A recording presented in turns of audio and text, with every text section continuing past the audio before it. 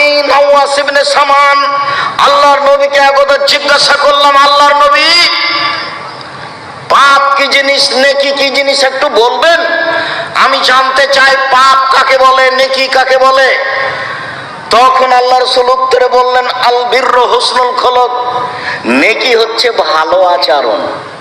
তিনি বললেন না নেকি হচ্ছে তাহাজ্জুদ, তিনি বললেন না নেকি হচ্ছে কোরআন তেলাওয়াত, তিনি বললেন না নেকি হলো হজ, তিনি বললেন না নেকি হলো সুবহানাল্লাহ বলা।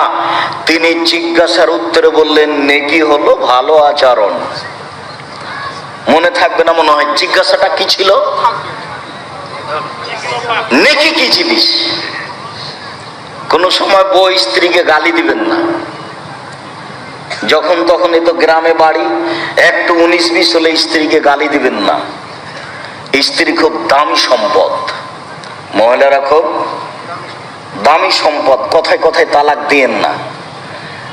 আর ভুলেও কোনোদিন বইয়ের নামে অ্যাকাউন্ট খুলে বিদেশে যাবেন না। বাপের সাথে গন্ডগোল হয়েছে, হোক, অ্যাকাউন্ট বাপের নামে খুলতে হবে। স্ত্রীর নামে যদি অ্যাকাউন্ট খুলে বাইরে যান, স্ত্রী আপনার যতই ভালোবাসার বস্তু হোক না কেন, কয়দিন পরে সবটি টাকা নিয়ে চলে যাবে। যত জিজ্ঞাসা আছে আমার কাছে, তার শতকরা 30% জিজ্ঞাসা এটা আছে। এ কাজ ভুলেও করবেন না। সদাচরণ পাওয়ার সবচেয়ে পৃথিবীতে বড় হকদার বাপ মা। বাপ মায়ের সাথে ঝগড়াঝাঁটি ঝামেলা আছে, এ কথাই ঠিক। এরপরেও বাপ মা আমার ভালো আচরণ সবচেয়ে বেশি পাবে, এ কথাও ঠিক। কোনোদিন বাপ মায়ের মুখের উপরে রাগ করে কিছু বলে কিছু সফলতা আনার চেষ্টা করিয়েন না। বইয়ের যখন টাকা পয়সা সবকিছু নেওয়া হয়ে যাবে, তখন আপনাকে ছেড়ে চলে যাবে, তবে আপনার বাপ আপনাকে ছেড়ে যাবে না।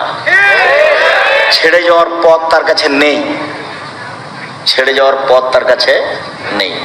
তবে বইয়ের সাথে, স্ত্রীর সাথে ভালো আচরণ করবেন। কথায় কথায় তাকে তালাক দিয়েন না। তালাক হলো মোলা তুলে খাওয়ার মতন, মানে তুললে গাছটা শেষ। আর শাক যদি উঠিয়ে উঠিয়ে খান তাহলে গাছটা আছে এখনো।